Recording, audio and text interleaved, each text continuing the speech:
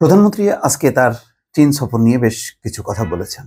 বিশেষ করে তিস্তা প্রকল্প যে তিনি ভারতকে দিতে চান সেটি তিনি খোলাখুলিভাবে বলেছেন যে যেহেতু তিস্তা নদী সংলগ্ন প্রকল্পটি ভারতের সাথেই সংযুক্ত, সুতরাং ভারত করলে ভালো হয়। তবে তিনি বলেছেন যে দুই প্রস্তাব বিবেচনা করে যেটি ভালো হবে সেটি মানে তিনি বিবেচনা করবেন। তবে তিনি সমর্থন করেন এটি যদি ভারত করে তাহলে সেটি ভালো হয়। তার মানে খোলাখুলি একটা পরিষ্কার যে তিস্তা প্রকল্প নিয়ে আর তিনি নয়ছয় করতে চান না। এটি ভারতের আগ্রহটা, সেটাকেই তিনি বিবেচনা করছেন এবং এই কারণেই হয়তো চীন সফরে তিস্তা প্রকল্প নিয়ে কোনো আলোচনা করেননি। না করার কারণে চীনের প্রতিক্রিয়া কি সেটা পরিষ্কার না। আজকে তিনি কিছু কথা বলেছেন, কিছু প্রশ্নের উত্তর দিয়েছেন, আবার কিছু প্রশ্ন কৌশলে তিনি অন্যভাবে এড়িয়ে গেছেন, এটাও সত্য। যেমন সাংবাদিক ফরিদ হোসেন বলছিলেন যে 5 বিলিয়ন বা 500 কোটি ডলার যে সহায়তা সেটা মানে বাংলাদেশ পায়নি, এবং এই ব্যাপারে ভারতীয় পত্রিকাগুলিও বলছেন এই কথা যে 500 কোটি ডলার, 5 বিলিয়ন ডলার যেটা বাংলাদেশ ঋণ সহায়তা অথবা বাজেট সহায়তা অথবা রিজার্ভ সহায়তা চেয়েছিল সেটা পায়নি। এই প্রশ্নের উত্তর তিনি দেননি। তিনি বলেছেন যে তাহলে ভারতের এই প্রচারগুলো কেন বিশ্বাস করছে অনেকে, যারা ভারতকে বিশ্বাস করে না তারা আবার ভারতীয় এই প্রচারগুলো আবার কেন বিশ্বাস করছে, এইভাবে তিনি ব্যাখ্যা দিয়েছেন, কিন্তু সঠিকভাবে বলেননি। এক জায়গায় তিনি বলেছেন যে চীন বাংলাদেশকে 2 বিলিয়ন ডলারের সমপরিমাণ অর্থ দেবে, এটা নানান ভাবে দেবে, কিভাবে দেবে না দেবে এটার তিনি বিস্তৃত ব্যাখ্যা দেননি।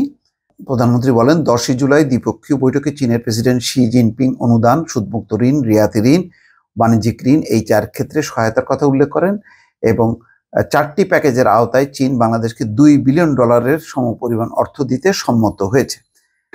কিন্তু এর আগে কিন্তু বলা হয়েছিল এই প্রধানমন্ত্রীর সফর সঙ্গীতের তরফ থেকেই, পররাষ্ট্রমন্ত্রী অথবা প্রধানমন্ত্রীর প্রেস সেক্রেটারি, যে চীন 1 বিলিয়ন ইউয়ান অর্থাৎ 14 কোটি ডলার বা বাংলায় যেটাকে বলা হয় 1600 কোটি টাকা দিচ্ছে।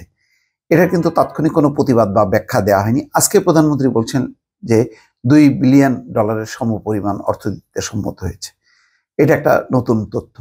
কিন্তু তিস্তা প্রকল্পের ব্যাপারে তিনি যে এটা ভারত করুক আগ্রহী, এটা তিনি বলেছেন। তিস্তা প্রকল্প তাহলে কেন দরকার? যদি তিস্তার পানি বন্টন চুক্তি হয় তাহলে তো বাংলাদেশ এমনিতেই পানি পাবে, তাহলে এক্সট্রা তাহলে খরচ করার দরকারটা কি? এইটার আমি পরিষ্কার বুঝলাম না।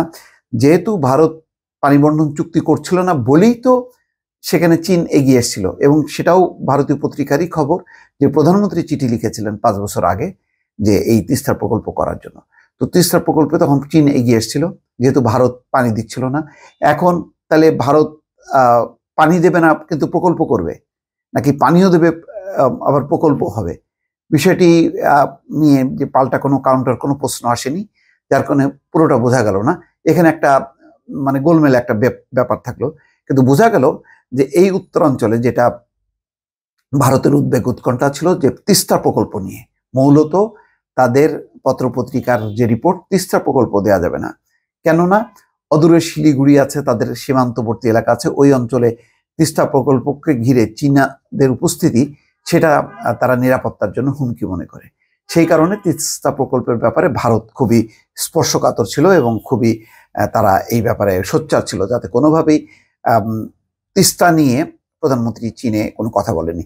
আজকে সংবাদ সম্মেলনে কিন্তু প্রধানমন্ত্রী আরো পরিষ্কার করলেন যে না, তিস্তা ভারত করুক, এটি তিনি চান। যেহেতু তিস্তার পানি বন্টন চুক্তি তাদের সাথেই হবে, ভারত সংলগ্ন, সুতরাং ভারত করলেই এটা মানে কৌশলগত দিক থেকে বা ভৌগোলিক দিক থেকে এটা সুবিধা হবে, এই কথাটি তিনি বললেন।